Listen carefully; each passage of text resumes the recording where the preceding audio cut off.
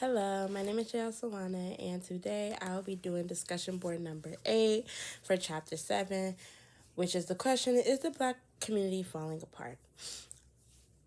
I will be discussing how racism impacts the structure and development of neighborhoods and communities, and what would be my answer to correcting this problem.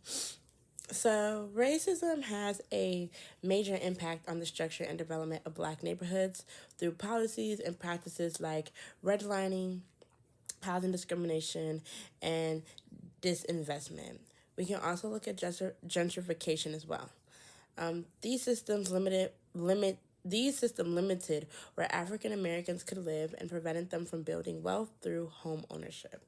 As a result, many Black communities were underfunded and lacked access to quality schools, healthcare, grocery, and safe infrastructures. Over time, this disinvestment created cycles of poverty and fewer opportunities for growth and stability. So when we look at the Black community, we know that a lot of Black individuals live in less funded communities. I grew up in lower middle class, so although I wouldn't say that I didn't grow up in poverty, I was a lower middle class individual, but I did lack some resources that many other individuals that were in higher upper class environments had. And this is just things that happen within the Black community at times, the setbacks that we face through slavery, civil rights movement, they've all still have a lasting impact, and we are competing with people or groups of people that didn't have those same setbacks. And so reality in the 1960s, when we were then allowed to be free, okay, do what you want, but still some limitations and discrimination and racism. But hey, at least you're allowed to physically do and have same positions as your white counterparts. Now, it was this very common? No, but that idea, the concept of grasping it was there. And at that point in the 1960s, white people came to the States, colonization, 1600s, they never had those limitations, and they were able to work their way up and climb that economic ladder.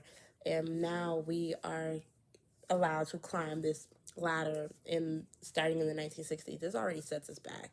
It already sets our community back. So we end up being in poverty communities, low income communities. We make up a big part of those communities like that.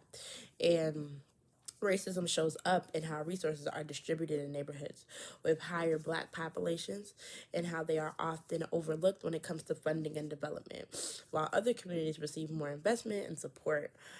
This contributes to long-term inequality and reinforces negative outcomes in education, employment, and health. And I will also say, going to school in Charlotte, North Carolina, I went to one of the oldest schools, which was North Mac High School. And so we weren't even one building. We were broken up in buildings, and we still had trailers and all those things like that. And it would be funny watching the private schools or the other predominantly more white high schools get all these new updates. And meanwhile, we're still having to, adjust to certain things or walk outside in the rain and get from class to class. These things are seen. And so to address this problem, solutions must focus on reinvestment and equity.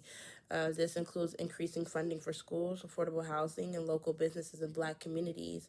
Policies should also focus on fair housing, practicing and closing the racial wealth gap. And community-led development is important as well, ensuring that residents have a voice in decisions that affect their neighborhoods. Overall, addressing systemic racism is key to creating lasting change. Thank you.